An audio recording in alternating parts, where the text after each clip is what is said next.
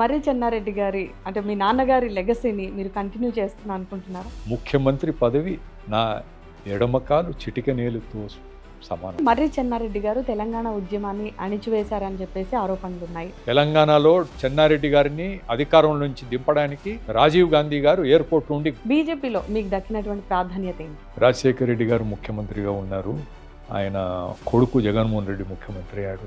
మీకు కూడా అనిపిస్తుండొచ్చు కదా, లేదా ఐఎమ్ హ్యాపీ. ఈ ఎస్ఎల్బిసి టన్నెల్ ప్రమాదం అనేది జరగడానికి ప్రధాన కారణం ఏమై ఉండొచ్చు? అంటే తెలివి తక్కువతనానికి అంతకన్నా ఇంకోటి లేదు. కేసీఆర్ కూడా అప్పుడు ఈ పనులు నిలిపివేసి అసలు ఇది ఎవరి హయాంలో స్టార్ట్ అయింది? 2004లో వచ్చినటువంటి కాంగ్రెస్ ప్రభుత్వం. అయితే 5 ఏళ్ల క్రితం రిపోర్ట్ వచ్చినా కూడా ఎందుకని పనులు జరిపించాల్సి వచ్చిందంటారు? కాంట్రాక్టర్లకు డబ్బులు ఇచ్చి ఇక దాని నుంచి కావాల్సిందంతా రాబట్టు. ప్రస్తుత అధికార కాంగ్రెస్ పార్టీకి ప్రత్యామ్నాయం బీజేపీయా బీఆర్ఎస్? 5 ప్రామిస్లు 6 ప్రామిస్లు అని పెద్ద గొప్పగా మాట్లాడిపోయినటువంటి పార్టీ బ్యాంక్రప్ట్ పార్టీ. వ్యవసాయం అంటేనే గుర్తొచ్చేది సాగునీరు, కానీ ఆ సాగునీరు కోసం రైతులు ఇంకా ఎదురు చూడాల్సిన పరిస్థితి. జలయజ్ఞం అని ఆయన విపరీతమైనటువంటి ఖర్చు. అయితే ఈ విషయం గురించి ఇప్పుడు తెలంగాణ ముఖ్యమంత్రితో మీరు మాట్లాడడం జరిగిందా?